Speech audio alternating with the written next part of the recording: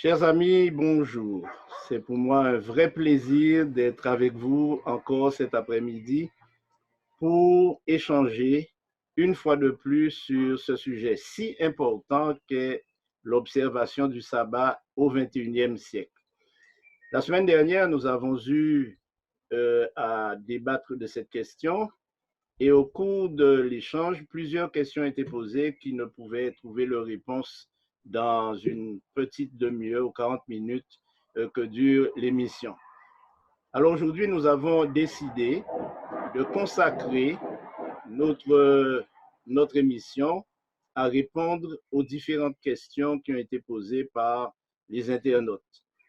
Pour y répondre, nous avons avec nous le pasteur Franck Voltaire, comme d'habitude, ainsi que le pasteur Charles Pradel, à qui je vais demander d'ouvrir son micro.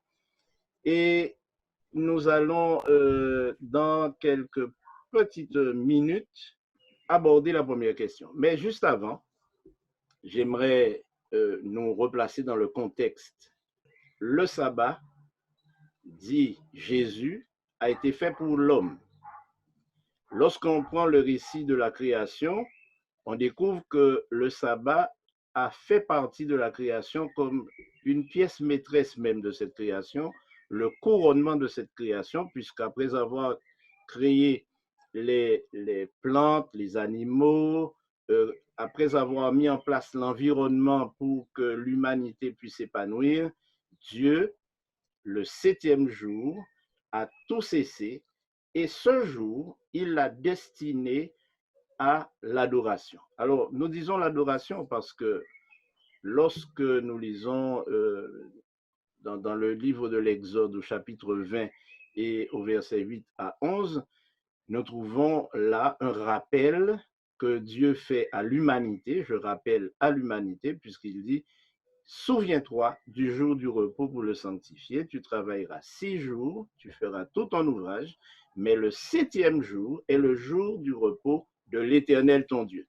Et nous avons donc bien compris que le septième jour a été offert à l'humanité, mais ne lui appartient pas. C'est le jour de Dieu.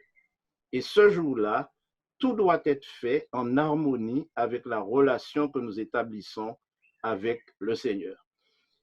Cette question a posé beaucoup de problèmes. D'ailleurs, la question du sabbat a fait couler non seulement de l'encre, mais aussi du sang. Et quand nous examinons la suite éventuelle de l'histoire, il est certain que la question du sabbat va faire encore couler du sang. Toutefois, à travers les âges, les chrétiens se sont entre-déchirés sur la question du sabbat, l'observation. Certains observent le dimanche par conviction ou simplement par habitude ou par tradition.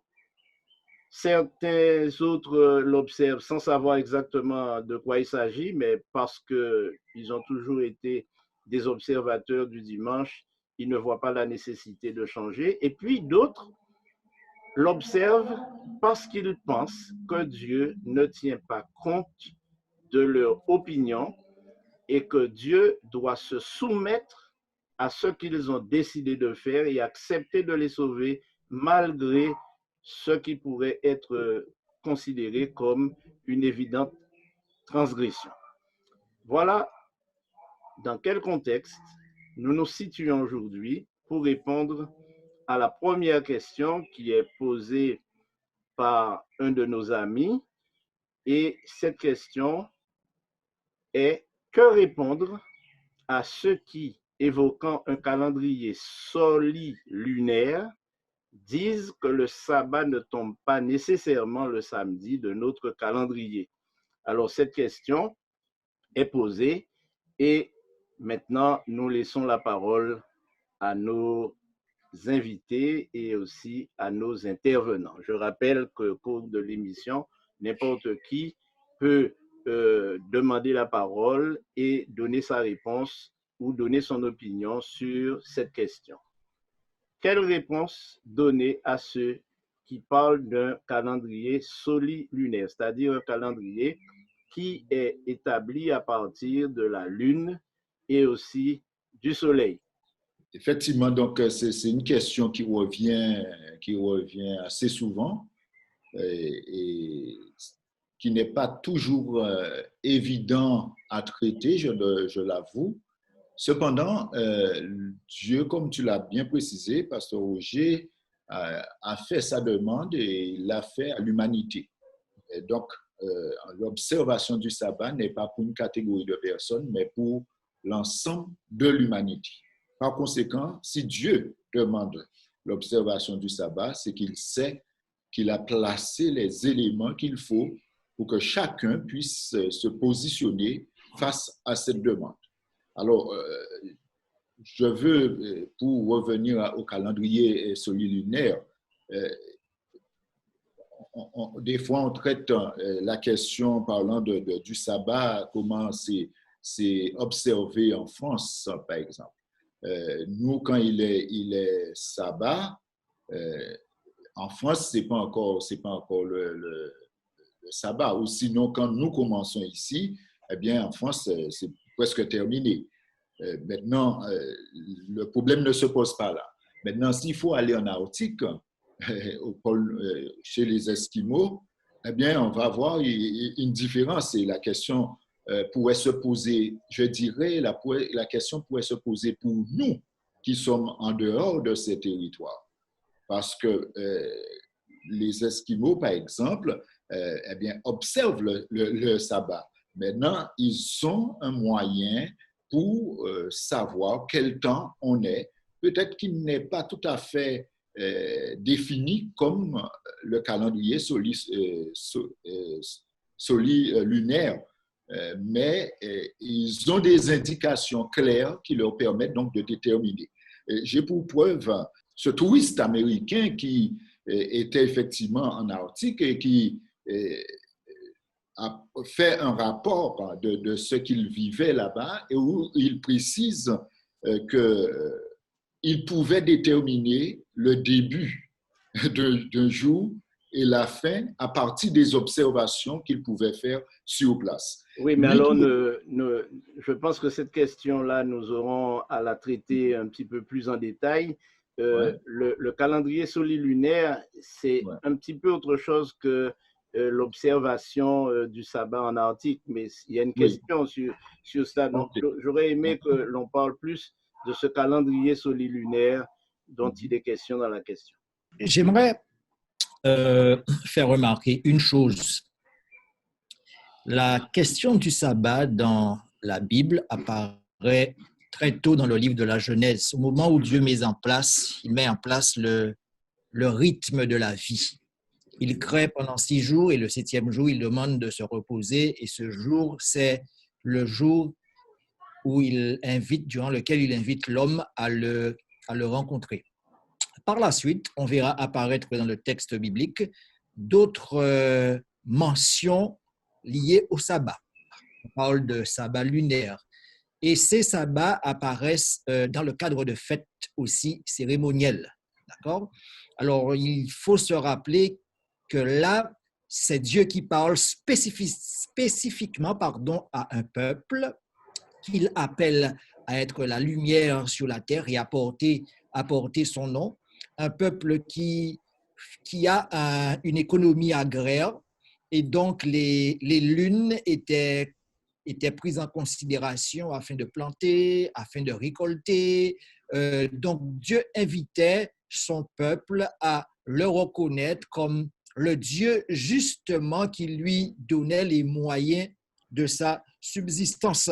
Mais toutes ces fêtes, tous ces sabbats que l'on qualifie de cérémoniels présageaient ou préfiguraient plutôt le Christ qui devait venir à la croix du Calvaire et par son ministère et donc donner un sens à tout ce symbolisme. Par conséquent, il n'y a pas lieu, selon notre compréhension de la parole de Dieu, selon que la parole de Dieu elle-même l'explique, il n'y a pas lieu de considérer le calendrier lunaire pour pouvoir considérer ou arrêter les jours de sabbat. Ceux-ci sont arrêtés dès le départ, s'adressant à l'homme dans son intégralité. Chaque 7e jour est un jour de sabbat. Oui, alors, je pense que la personne qui a posé la question avait à l'esprit l'idée qu'on devrait se tourner vers les différentes cérémonies liées aux nouvelles lunes, par exemple, et faire en sorte que on soit toujours en célébration. Mais il est évident, et je pense qu'il y a quelque chose à mentionner ici, c'est que c'est Dieu qui a créé le septième jour. Il n'est pas dit que Dieu a créé des jours de sabbat. Il a créé un jour. Et ce jour de repos, que l'on appelle le sabbat, est unique. Toutes les autres fêtes, qui sont des fêtes chômées, des fêtes, des fériés, si l'on peut dire, sont aussi appelées sabbat parce que sabbat signifie repos. Ce sont des jours où on ne travaille pas. Évidemment, si le fait de se reposer un lundi devait être considéré comme un sabbat à considération égale avec le septième jour de la semaine, alors ce serait la confusion la plus totale. Ce que Dieu dit en Exode 20, c'est souviens-toi du jour de repos pour le sanctifier. Il ne dit pas souviens-toi des jours de repos, mais du jour de repos. Donc il s'agit pour nous chrétiens, en dépit de toutes les opinions que nous pourrions développer ou cultiver, de faire la différence entre le jour de repos de l'Éternel et les jours de repos pendant lesquels le peuple d'Israël pouvait s'arrêter de travailler pour des célébrations particulières. Et il y en avait 7. Et souvenez-vous, il y avait la fête des moissons, il y avait la fête des trompettes, etc. Il y avait un repos et une célébration au moment des semailles. Et d'ailleurs, je veux faire remarquer que dans la tradition africaine, on a pratiquement les mêmes réactions de la part du peuple. On célèbre les naissances, on célèbre les semailles, les moissons, les grandes conquêtes. Tous ces jours-là sont des sabbats, des shabbats, c'est-à-dire repos. Mais lorsque nous parlons du sabbat, nous parlons du jour de repos de l'Éternel. Et ceci est très important parce que si on ne fait pas cette différence, on peut tomber dans une terrible confusion. Et c'est pour cela que nous sommes là aujourd'hui, pour clarifier ces points. Alors, nous allons à la deuxième question. Quel est le temps pour commencer et finir le sabbat dans les régions arctiques où le soleil se couche très tôt ou très tard ou pas du tout durant une partie de l'été? Alors, Pasteur Pradel avait commencé sur cette question. Oui, effectivement, parce que ça me paraissait évident qu'il ne faut pas mélanger effectivement les sabbats dites fêtes juives avec le sabbat de l'Éternel. C'est pourquoi j'ai précisé le sabbat a été demandé au monde entier, donc Dieu attend. Maintenant, effectivement, le début et la fin du sabbat est pour nous, ici, on va dire, est marqué par le coucher du soleil pour commencer et à l'autre coucher du soleil, donc le sabbat, donc pour mettre fin. Maintenant, c'est vrai qu'il y a une période où on disait à 6 heures. Et donc, c'est pas tout à fait juste quand on dit à 6 heures. Ben, c'est au coucher du soleil pour marquer bien le jour. Maintenant, s'il faut parler de l'Arctique, où il y a 6 mois de jour, 6 mois de nuit, donc le problème ne se pose pas de la même manière. Maintenant, nous qui sommes ici ou qui sommes à un endroit où le soleil peut bien déterminer le début et la fin du sabbat, et donc j'étais en train de dire que si Dieu l'a demandé, c'est qu'il a mis des indications pour permettre à chaque individu de connaître effectivement le début et la fin d'un jour. Et c'est pourquoi je voulais faire mention donc, de ce touriste américain qui a séjourné effectivement, qui a séjourné un moment, et il s'agit de Bayard. Selon son constat, c'est que alors qu'il était là juste quelques jours, eh bien, il pouvait déterminer le début et la fin. Donc, dans son rapport, il dit comment il faisait pour déterminer le début et la fin d'un jour. Donc, s'il pouvait le faire, je me pose la question, ceux qui sont résidents depuis des années sont encore mieux placés pour dire comment déterminer les temps. Donc, je ne pense pas que c'est un problème pour eux Non, particulièrement. il faut surtout dire que beaucoup de personnes posent cette question Ouais. pour essayer d'embarrasser ceux qui pensent que le sabbat est quelque chose d'universel. Mais Voilà. ce qu'il faut dire, c'est que ça ne peut pas être utilisé comme argument, puisque ceux qui vivent au pôle nord et sud d'ailleurs, ils vivent suivant un calendrier qui n'est pas totalement le nôtre et les repères qu'ils ont ne sont pas les mêmes. Je ne pense pas qu'ils utilisent une montre comme nous.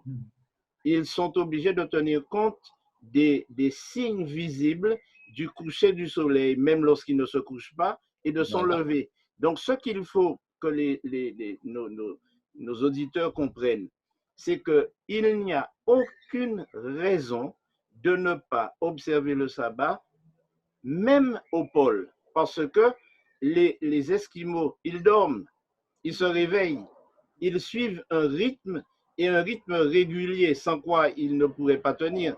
Donc, ceux qui observent les astres, le soleil, la lune, ont des éléments. Et je rappelle qu'à la création, Dieu a placé le soleil et la lune, l'un pour présider au jour et l'autre pour présider à la nuit. Et même au pôle, ceci est observé, même si on peut dire qu'il y a des journées de 6 mois et des journées et des nuits de 6 mois. Mais personne ne dort 6 mois et personne ne reste éveillé 6 mois. Il y avait une question intéressante. Permets, pasteur Roger, que je dise la chose suivante. Je pense que ceux qui vivent dans les pôles utilisent quand même leur montre parce que c'est une façon pour nous de rester en contact avec le reste du monde dans le cadre des échanges internationaux. C'est un outil de référence. Bien sûr. Maintenant, s'agissant de l'universalité du sabbat, remarquons que lorsque Dieu met en place cette institution, il ne la place pas simplement dans l'espace. C'est le temps qui est sacré. Donc, quel que soit le lieu où vous pouvez vous retrouver sur la planète, vous êtes soumis au temps. Et par conséquent, vous êtes donc soumis au sabbat. Bien sûr, volontairement. S'agissant maintenant de la façon de pouvoir l'observer au pôle, c'est très simple. De toute façon, il y a une course que fait le Soleil dans l'espace, que l'on se retrouve dans la région équatoriale ou que l'on se retrouve au pôle. Donc, lorsque le Soleil atteint son niveau le plus élevé, on peut imaginer que nous sommes à la moitié du jour et lorsqu'il atteint son niveau le plus bas, eh bien, on peut imaginer que la période de nuit a commencé. Par conséquent, c'est une simple façon de déterminer les époques, les périodes, surtout les périodes de 24 heures. Donc, au moment où le Soleil est le plus bas, où il atteint son point le plus bas, c'est le commencement de la nuit. Et 24 heures après, c'est le même phénomène. Donc, il y a quand même des repères dans l'espace, dans le temps, qui peuvent aider les uns et les autres à déterminer le temps de l'ouverture et de l'arrêt du sabbat. Mais ce qu'il faut retenir, c'est ce principe. Alors, si on se met à déterminer une heure pour commencer le sabbat, on va pas s'en sortir. Quel que soit là, on peut se trouver sur la planète. Il y a dans ces astres, dans la rotation de la Terre autour du Soleil, des éléments pouvant nous indiquer l'heure du début et de fin du sabbat. Oui, il y a Charles qui soulève une question intéressante et j'aimerais bien qu'il intervienne en ouvrant son micro. Oui, merci, pasteur Roger. Donc, je disais donc, à toi considérer ce qui est interdit de faire le jour du sabbat, ne faisons-nous pas de ce jour davantage le jour des interdictions plutôt que le jour d'adoration? J'ai longtemps fréquenté une église où mourir le sabbat pouvait vous valoir une radiation. Tellement, c'était vraiment limite, quoi. Oui, alors, je pense que la réponse est dans la question, puisque si nous considérons le sabbat comme un jour d'adoration, cela ne veut pas dire que nous devons adorer en toute liberté de manière effrénée. Et c'est pourquoi en Ésaïe 58, il est dit, si tu fais du sabbat tes délices, en ne te livrant point de vains discours et en ne te laissant pas aller à tes penchants. Ce qui signifie que l'adoration n'est quand même pas quelque chose de libre au point de s'exprimer de manière incontrôlée. Ce qu'il faut retenir, c'est que si les interdictions, entre guillemets, parce que je n'en vois pas moi d'interdiction, sinon l'interdiction que Dieu a placée lui-même, c'est ne pas travailler. Mais en dehors de cela, au contraire. Et d'ailleurs, je vais vous dire quelque chose de mes observations. Le sabbat est certainement le jour où Dieu n'a pas dit ce qu'il faut faire. Observez bien. Il dit, tu travailleras 6 jours. Mais il ne dit pas ce qu'il faut faire le 7e jour. Pour laisser à chacun de la créativité dans l'adoration. Et c'est pourquoi lorsque nous parlons de l'adoration, nous voulons bien croire que nous ne pouvons pas codifier l'adoration non plus à partir du moment où elle devient l'expression d'une reconnaissance et de la satisfaction d'être sauvé par Dieu. Et j'ai promis que nous reviendrons sur ce sujet d'adoration en relation avec la musique, en relation avec les différentes activités. Mais Charles, j'aimerais te rassurer, le sabbat ne peut en aucun cas être un jour d'interdiction. Et les interdits que nous donnons nous-mêmes sont nos propres créations et nous devons tenir compte de la sainteté de celui que nous adorons pour le respecter dans nos attitudes, dans nos comportements et dans nos paroles. Alors, il est clair dans le texte biblique qu'il n'y a pas de protocole pour l'observation du sabbat de façon stricte. Il faut reconnaître toutefois que Dieu associe au sabbat certains événements ou certaines étapes de la vie de son peuple. Dieu va associer le sabbat à la création, il va associer le sabbat au salut. Le prophète va déclarer que le sabbat est un signe qui démontre l'appartenance du peuple à son Dieu. Par conséquent, le sabbat devient, si l'on veut, une célébration de mémoire d'événements importants qui ont jalonné la vie du peuple de Dieu. Et cette célébration de mémoire est semblable à une fête que l'on célèbre chez nous. Nous faisons des anniversaires. Nous célébrons en France, par exemple, le 14 juillet, des dates importantes qui ont marqué la vie de la nation. Par conséquent, le sabbat, lui, qui revient chaque semaine, nous pourrions dire que c'est un hebdoversaire. En d'autres termes, c'est une expérience de fête que l'on fait chaque semaine. Quel salarié ou quel ouvrier n'aurait pas aimé entendre son patron lui dire « Écoute, je te donne un jour de repos chaque semaine, tu ne viendras pas travailler une fois par semaine et en plus, ce jour-là, je t'offre des cadeaux particuliers. Il y a une récompense particulière pour toi lors de ce jour. » Les individus en général sont friands de jours fériés, de jours chômés, de vacances, de ceci, de cela. Voilà une occasion pour l'être humain d'entrer au bénéfice d'un cadeau que Dieu lui fait. Donc, par conséquent, il n'y a pas à associer d'interdiction à ce jour. Bien au contraire, à y associer la célébration, la fête, la rencontre en famille, la rencontre avec des amis, c'est bien autre chose que moi, que je perçois de la présentation du sabbat dans le texte biblique. Il est clair que nous devons avancer. Alors, Patrick B. pose la question suivante. N'est-ce pas de la spéculation concernant ce que faisaient les Israélites le sabbat? Et cette question vient en réaction au commentaire que le pasteur Voltaire avait fait au sujet des Israélites qui avaient des comportements particuliers par rapport au sabbat. Alors, j'ai souri en lisant cette question. Alors, s'il est vrai qu'on cesse ses activités le sabbat, il me semble que c'est déjà un principe fondamental. J'aurais invité notre auditeur à lire Néhémie chapitre 13, versets 19 et 20, ou encore Jérémie chapitre 17, versets 21 à 22. Il y a des principes qui sont établis. Le sabbat, nous cessons toute activité séculière et nous mettons l'accent où nous nous adonnons, nous nous intéressons à des activités qui nous mettent en relation avec Dieu.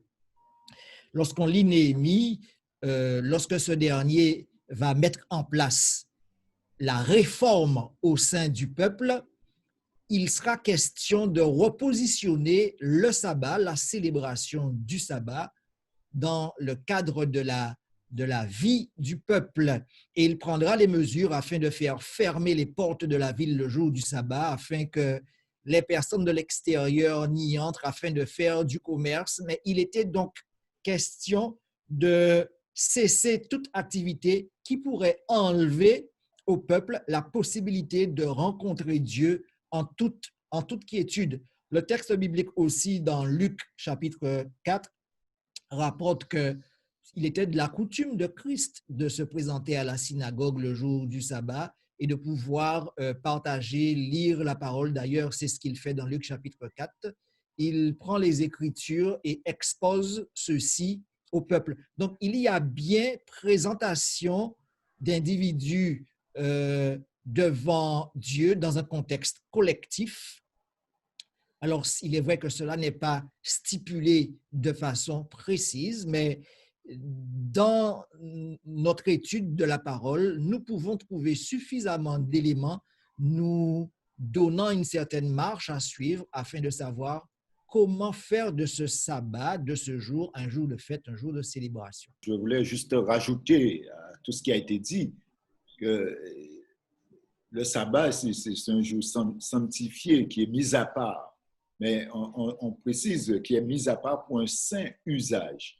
Et on ne peut voir là que des bénédictions, le fait de pouvoir s'arrêter et placer Dieu donc, dans le contexte que lui, il veut et dans la condition qu'il veut.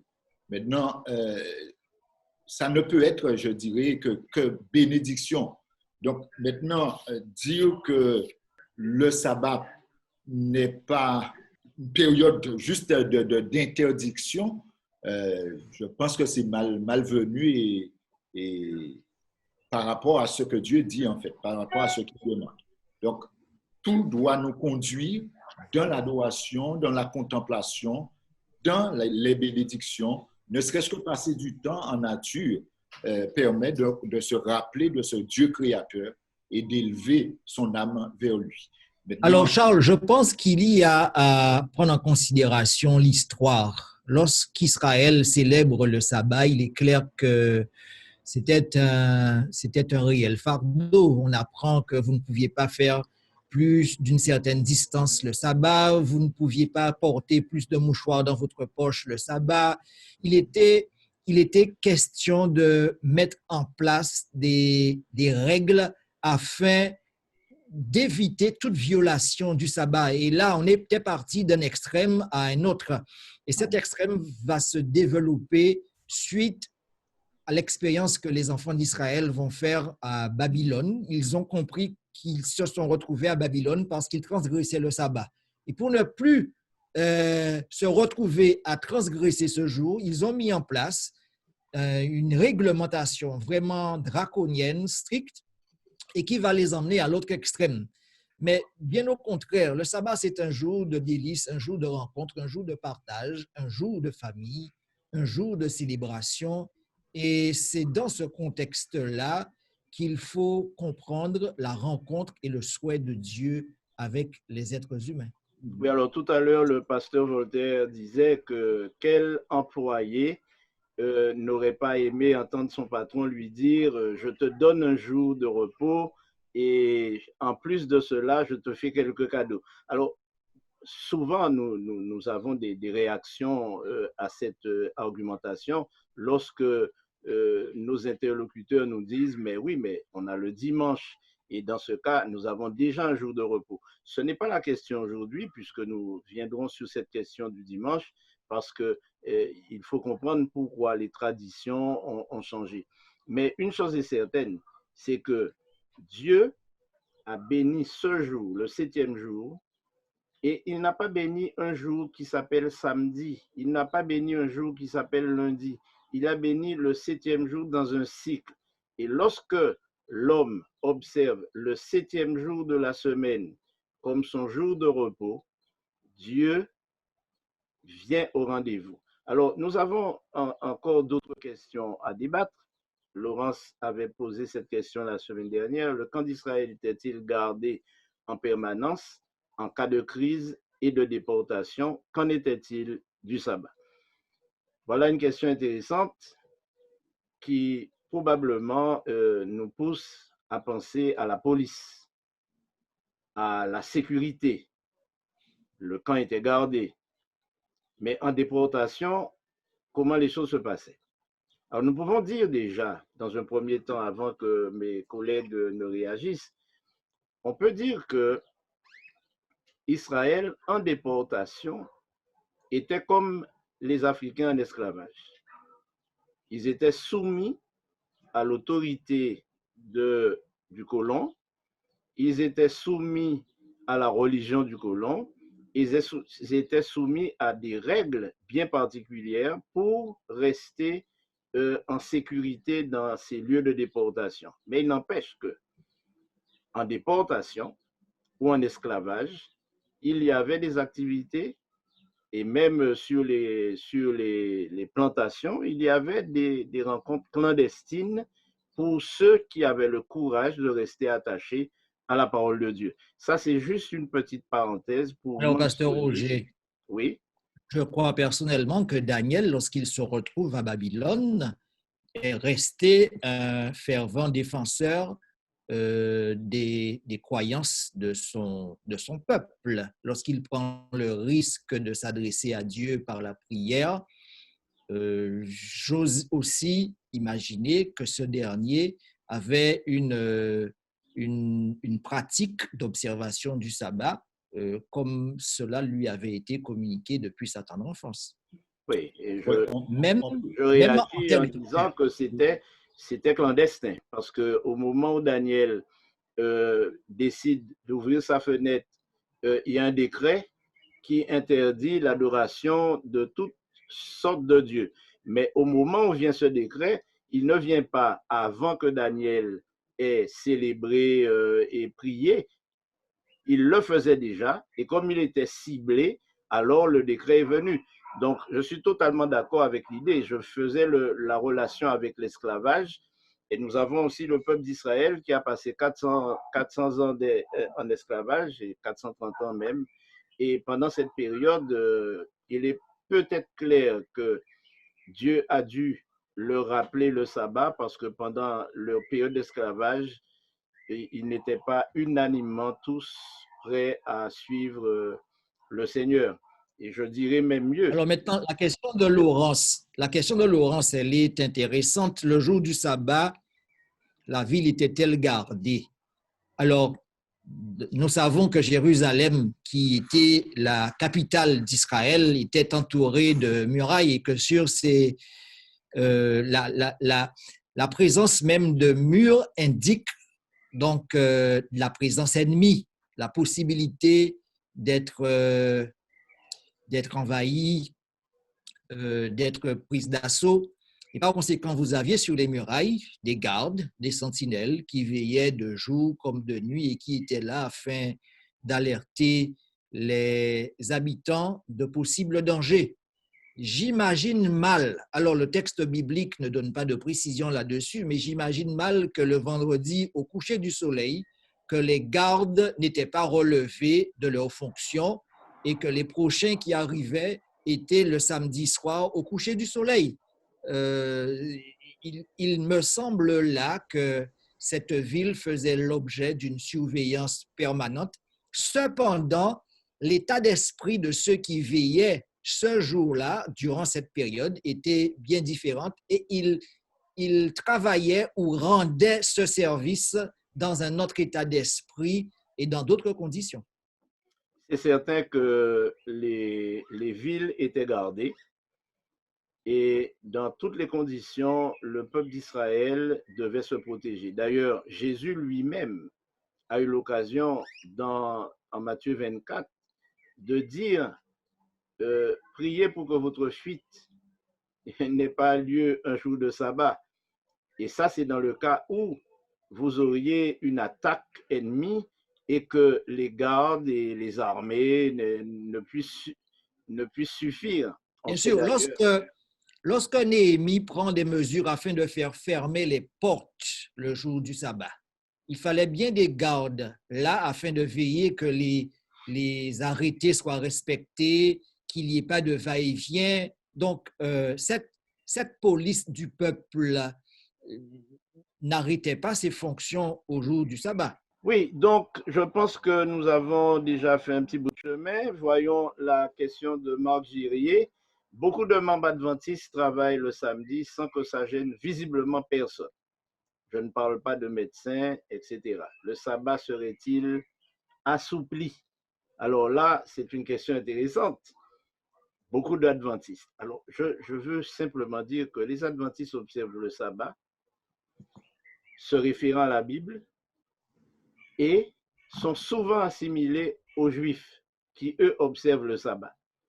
Mais la manière dont les adventistes observent le sabbat par rapport à la façon dont les Juifs observent le sabbat, il n'y a pas photo et ce n'est pas la même chose. D'ailleurs, dans une intervention précédente, il était mentionné que ce jour-là, il y avait des lois qui existaient et qui limitaient les déplacements, le port des fardeaux, etc. Je signale, et je l'ai dit tout à l'heure, lorsque Dieu a établi ce jour, il s'est contenté de dire de ne pas travailler ce jour-là, de se reposer comme lui s'est reposé, parce que c'est un jour béni et c'est un jour qu'il a sanctifié.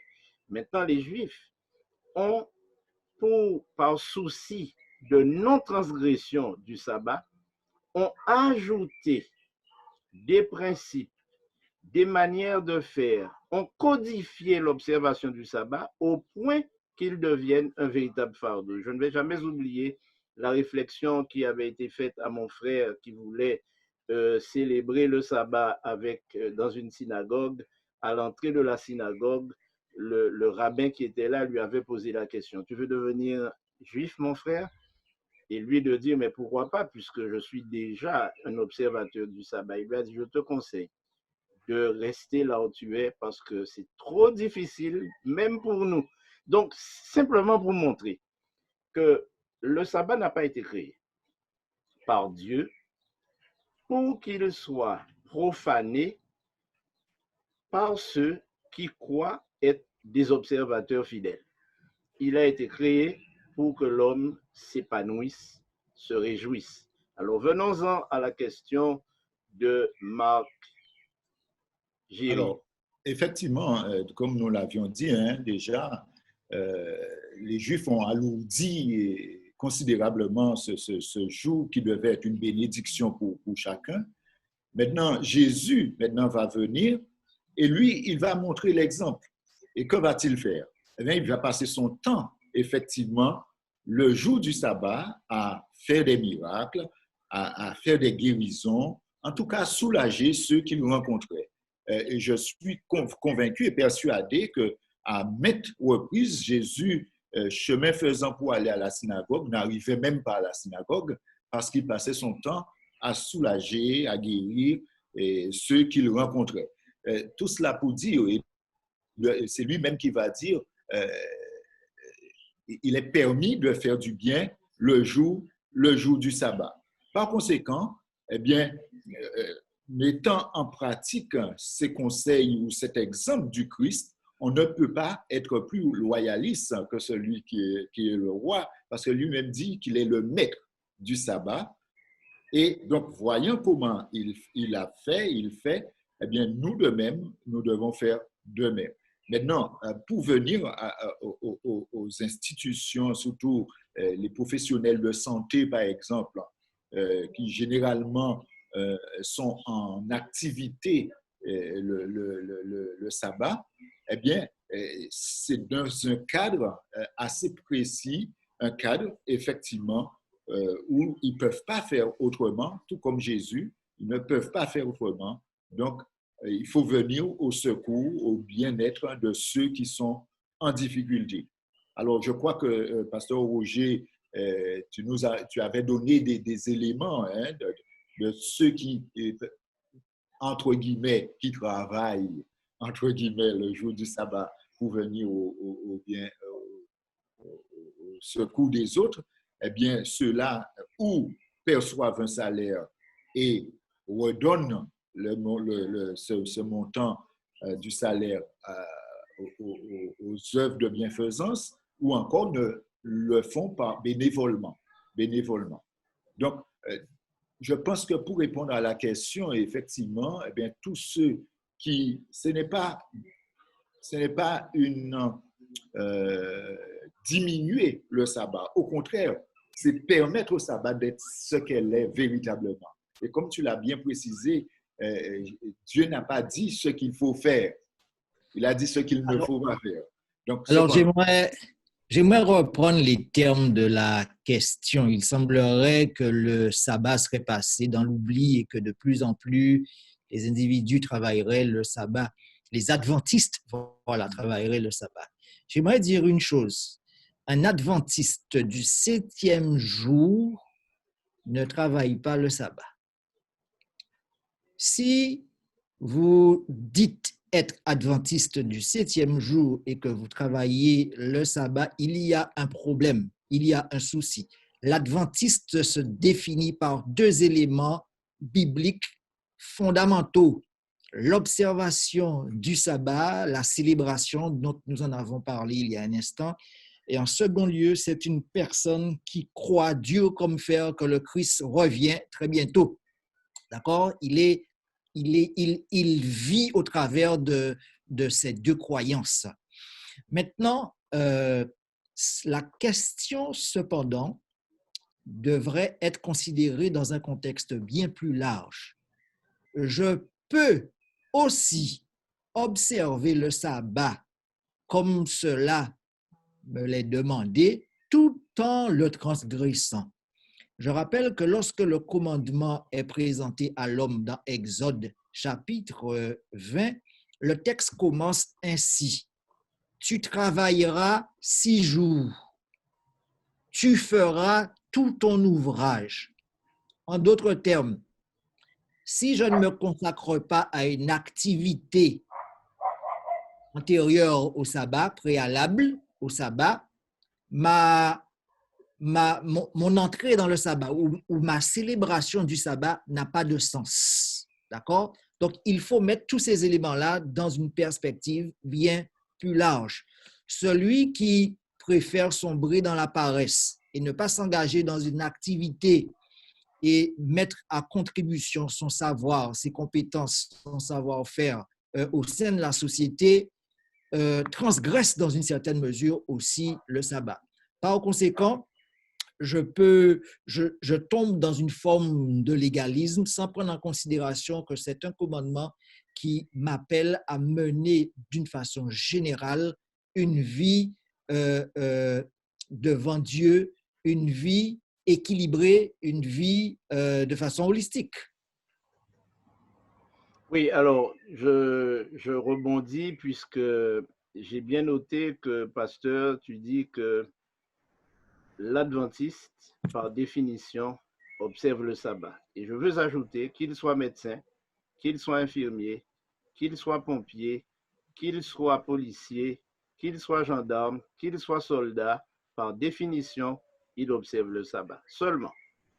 Seulement, la manière et le secteur dans lequel il évolue détermine sa conduite. Un adventiste qui soit médecin ou autre doit tout faire pour observer le sabbat.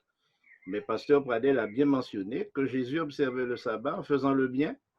Il observait le sabbat en allant au secours des nécessiteux. Il observait le sabbat et il a eu l'occasion de dire à ces pharisiens qui sont toujours en train de couper les cheveux en quatre, il leur a dit, si votre âne tombe dans un puits, est-ce que vous allez le laisser là jusqu'à la fin du sabbat pour aller le délivrer? Vous allez le laisser périr? Donc, il est clair que toutes ces attitudes, tous ces comportements, tous ces exemples que l'on veut donner pour passer à côté du principe ne sont que des inventions pour faire ce que l'on veut. Mais je répète, le sabbat ne nous appartient pas. Ce jour appartient à Dieu. Nous ne pouvons pas en faire ce que nous voulons et pourtant Dieu nous laisse libres de faire ce que nous voulons. Mais il s'attend à ce que nous utilisions ce jour pour lui plaire et aussi nous satisfaire. Parce qu'il dit, si tu fais du sabbat, tes délices, ça ne peut pas être quelque chose où les enfants, comme cela se passait à mon époque, si vous cueillez une feuille de manguier ou une feuille de cerisier, vous aviez la claque de vos parents qui vous disaient, on ne travaille pas ce jour-là.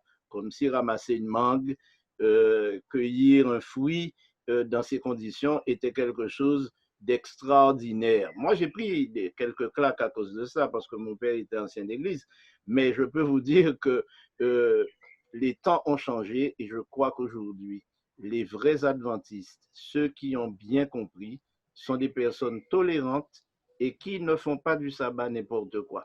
Alors, nous avons une autre question, d'ailleurs, qui ressemble à la première. Pourquoi n'observons-nous pas tous les sabbats? Exemple, nouvelle lune, puisque ça concerne également des lois de l'Ancien Testament. Alors écoutez, il n'est pas nécessaire d'être théologien pour répondre à ce genre de questions. Le chrétien adventiste, il suit une et une seule personne, Jésus-Christ. Lorsque je lis l'évangile selon Matthieu, Marc, Luc, Jean, ensuite les écrits des disciples de Jésus, les écrits de Paul, de l'apôtre Paul, les écrits de Jean, les écrits de Jacques dans le Nouveau Testament, à aucun moment, dans un premier temps, la Bible ne me dit que Jésus-Christ aurait observé une nouvelle lune, un autre sabbat que le 7e jour. À aucun moment. Pourtant, il y a eu 4 rapports sur la vie de Jésus-Christ, Matthieu, Marc, Luc et Jean. Aucune observation n'a été faite à ce sujet. Donc, le membre de base, qui n'a aucune formation particulière, mais qui ne connaît qu'une seule chose, suivre son Sauveur Jésus-Christ, eh bien, il va le suivre pas à pas, sans aller ni à droite ni à gauche. Jésus n'a jamais observé une nouvelle lune ou un sabbat lunaire ou un autre type de fête particulière en dehors de celle qu'il a instituée, comme la Sainte Seine, par exemple. Mais par rapport au sabbat, celui qui suit Jésus-Christ, il n'observera qu'un seul sabbat, celui de Jésus-Christ, celui qu'il a observé pendant sa vie et rapporté par les apôtres. Donc, voilà, ma réponse est toute simple. Tout simple, sans entrer dans les problèmes théologiques, etc. Le membre de base, il peut s'orienter toujours par rapport à Jésus-Christ. Ça, il n'y a pas de problème. Et il n'a aucune chance de se tromper, de ne pas se tromper. Alors, comment bien adorer Dieu ce jour du sabbat, dans ce cas? Mais j'ai l'impression qu'on est dans une espèce de cours où on juge qui fait quoi et quoi comment. Moi, je pense que si moi, je suis avec Jésus, si je suis en Dieu, Il y a des questions que je ne me pose plus. Il y a des choses que je n'aurais pas envie de faire le sabbat. Tout simplement parce que je suis en contact avec lui, que j'ai compris et que j'adore mon Créateur. Mais je ne sais pas pourquoi il faut absolument qu'on puisse répondre à des questions ciblées comme ça. J'aimerais simplement préciser qu'aujourd'hui, nous répondons aux questions qui sont posées. Nous ne posons pas des questions. La semaine dernière, des questions ont été posées et j'ai promis que nous allons les considérer parce que ceux qui les posent sont en droit de recevoir une réponse. Et c'est dans ce contexte. Non, mais c'est très bien. C'est dans ce contexte que nous avons cette émission. Ce n'est pas pour donner des leçons ni quoi que ce soit. C'est simplement pour dire, voilà, le projet de Dieu, c'est que nous soyons heureux et il a tout mis en place pour cela. Il nous a donné des arbres, il nous a donné le soleil. Je vois à quel point nous sommes tristes lorsque le soleil ne brille pas, lorsque la pluie dure longtemps. Je vois comment nous sommes embarrassés lorsque nous ne pouvons pas nous mouvoir normalement. Il a aussi donné le sabbat pour nous reposer. Maintenant, ceux qui veulent légiférer, ils prennent leurs responsabilités. Mais ce que je veux préciser, et Nicole, tu as bien fait de le faire remarquer, il est dommage que dans certaines communautés, y compris les communautés adventistes, on ait cette tendance à vouloir légiférer, conduire, être des directeurs de Alors, Pasteur Roger, dans certains domaines. C'est dommage, mais je maintiens le fait que nous répondons à des questions et nous essayons de soulager ceux qui les ont posées. Voilà. La question, elle est intéressante. Comment faire pour bien adorer le jour du sabbat? C'est bien cela? C'est ça la question. Alors, il y a une réponse toute simple qui est donnée dans Marc chapitre 15, verset 42. Le Christ va identifier le jour qui va précéder le sabbat comme le jour de la préparation. Le sabbat, c'est une fête. Comme des personnes qui vont se marier, mais qui vont prendre le temps de préparer cet événement, chaque sabbat se prépare. Et chaque sabbat se prépare particulièrement le jour d'avant. Le jour de la préparation, il y a dans la parole de Dieu un certain nombre de recommandations données afin que ce jour venu, que nous soyons donc libres de pouvoir être en pleine intimité avec Dieu, dans un partage qui soit total, et ainsi donner au jour de la préparation tout son sens, dans la mesure où nous allons tout faire afin que nous soyons dédouanés de certaines activités et de certaines tâches le jour venu du sabbat. Et d'ailleurs, je rappelle que dans les pratiques israélites, le sabbat a une couleur et le sabbat a une odeur. Le sabbat chez les Israélites ne se prépare pas le vendredi, mais se prépare depuis le coucher du soleil du samedi. Comment? Parce que les Israélites remettaient à leurs enfants une petite boîte dans laquelle il y avait des aromates. Et ce mélange donnait un parfum spécial qui était étroitement lié à l'observation du sabbat. Cette petite fiole, cette petite boîte était régulièrement humée par les enfants pour se souvenir du sabbat. C'est pour vous dire que les Israélites, les Juifs sont allés très loin dans leur pratique et aussi dans le respect de ce jour. Je dois aussi dire une chose pour préciser, c'est que si le coucher du soleil est le moyen de délimiter les 24 heures d'observation du sabbat, mais les Juifs, ils arrêtent leurs activités très tôt le vendredi et ils n'accueillent le sabbat que lorsqu'ils peuvent distinguer 3 étoiles dans le ciel, c'est-à-dire aux alentours de 20h, 20h30, quelquefois 21h, et dans des régions comme la France et d'autres régions en Europe où le soleil se couche très tard, ils le célèbrent très tard. Simplement pour dire que le souci de ne pas transgresser ce jour est devenu un fardeau et c'est devenu quelque chose j'allais dire, de coercitif. Alors, je lis, tu es digne par rapport au sabbat, notre Seigneur et notre Dieu, de recevoir la gloire, l'honneur et la puissance, car tu as créé toutes choses et c'est par ta volonté qu'elles existent et qu'elles ont été créées. le thème principal qui doit nous imprégner, qui doit nous conduire, qui doit nous habiter le jour du sabbat, c'est d'admirer la puissance créatrice de Dieu, sa science créatrice et son pouvoir rédempteur. Je ne sais pas si certains prennent le temps, le jour du sabbat, d'écouter les oiseaux, la variété des chants d'oiseaux, de regarder sur un arbre donné, une branche de cet arbre et une petite branche de cet arbre, une feuille parmi les feuilles, et de constater qu'il n'y a aucune feuille qui soit identique à une autre, ce qui montre la diversité de la science de Dieu. Il est important que chacun se tourne vers la science créatrice de Dieu le jour du sabbat. Admirer Dieu.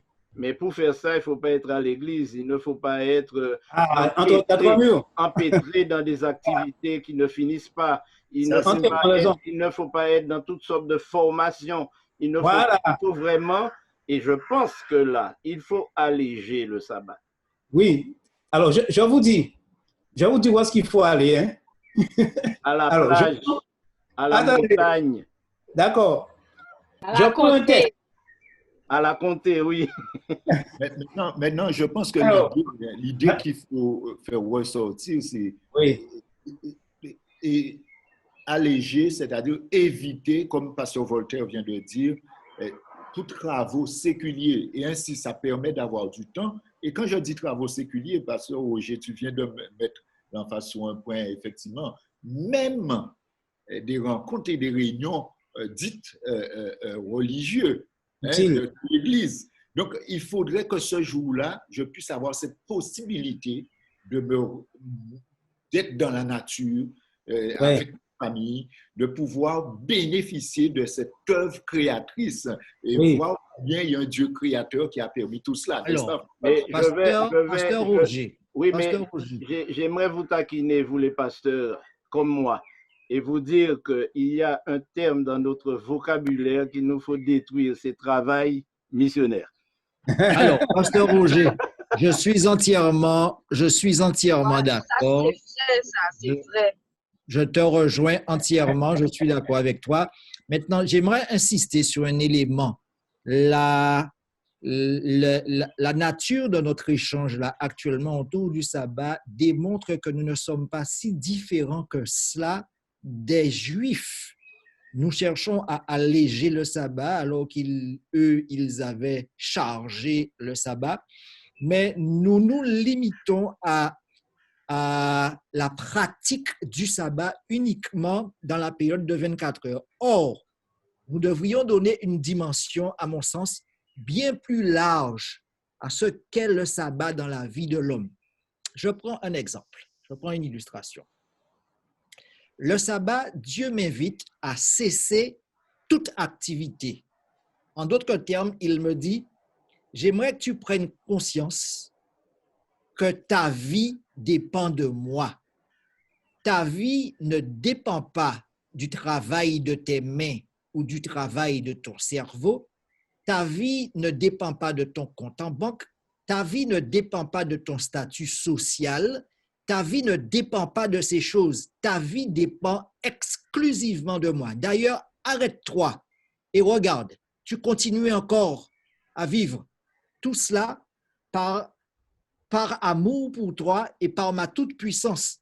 Maintenant, par conséquent, je vais en réalité observer vraiment le sabbat lorsque le sabbat va se terminer. C'est-à-dire que lorsque Dieu m'aura rappelé pendant ces 24 heures que je t'aime d'un amour éternel, que j'ai un plan de bonheur pour toi incroyable, mets-le en pratique durant les jours de la semaine. Par conséquent, je ne vais pas laisser le travail m'asservir ou m'avilir. Je ne vais pas non plus faire de l'autre un esclave. Je vais vivre de façon détendue.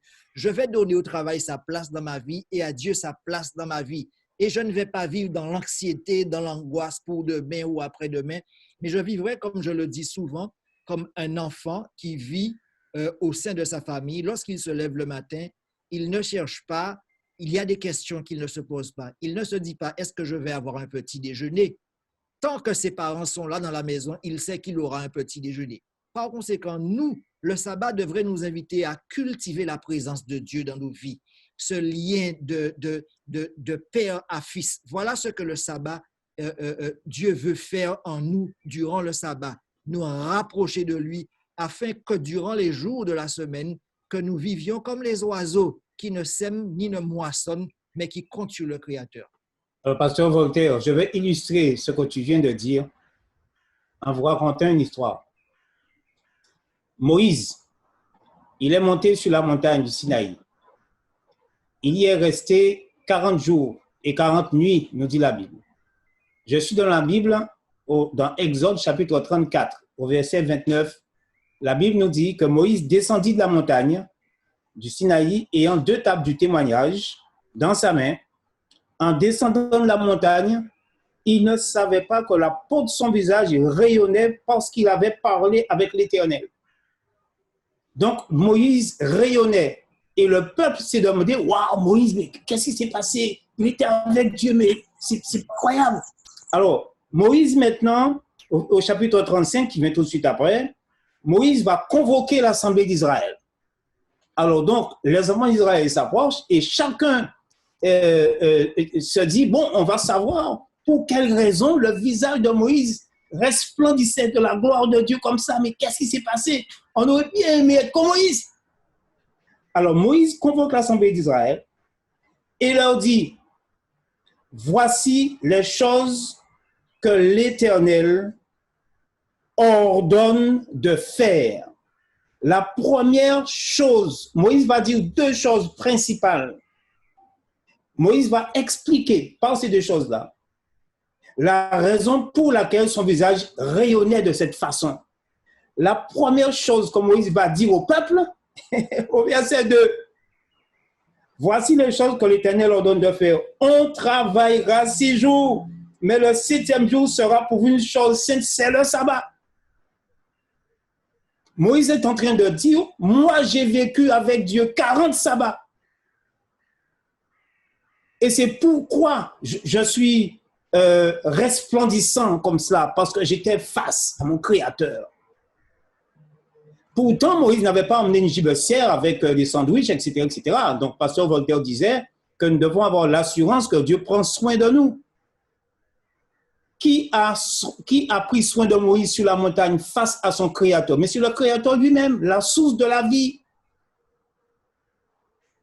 Et le livre de l'Apocalypse nous dit, au chapitre 15, que les élus chanteront un cantique ayant 2 compositeurs.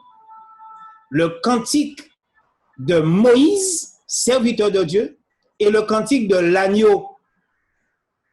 Pour ceux qui ne seraient pas encore convaincus de la validité du sabbat, la validité des écrits de Moïse dans l'Ancien Testament, ceux qui veulent être sauvés doivent se souvenir qu'ils vont devoir entonner ce chant-là. Alors, si on rejette les écrits de Moïse, comment fera-t-on pour chanter le cantique de Moïse et de l'agneau?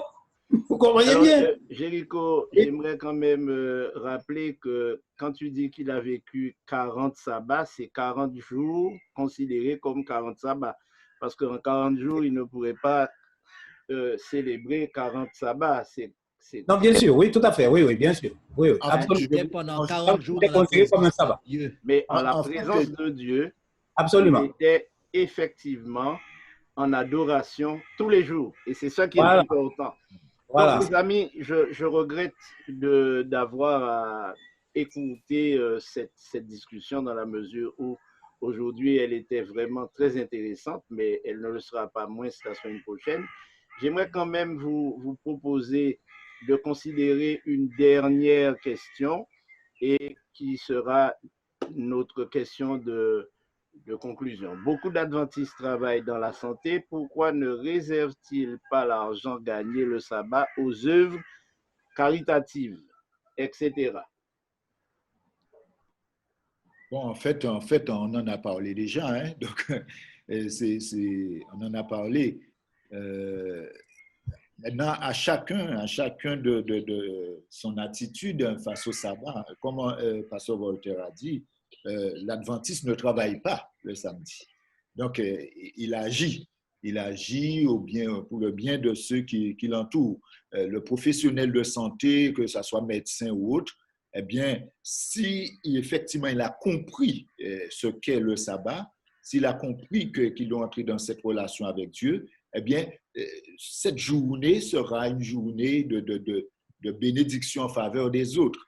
Maintenant, que va-t-il faire avec le salaire ou l'argent qu'il aura gagné ce jour-là? Je pense que ce qui est prouvé, est-ce qu'il faut dire prouvé?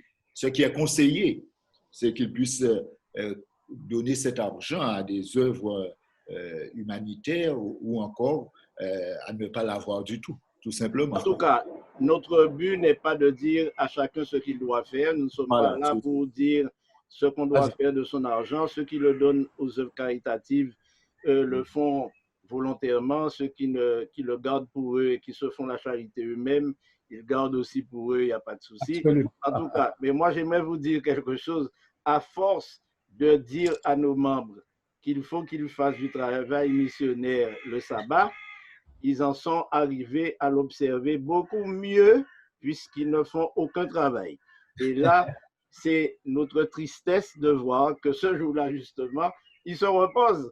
Donc, je le dis en plaisantant, bien entendu, mais tout cela pour nous dire que la question du sabbat est une question essentielle.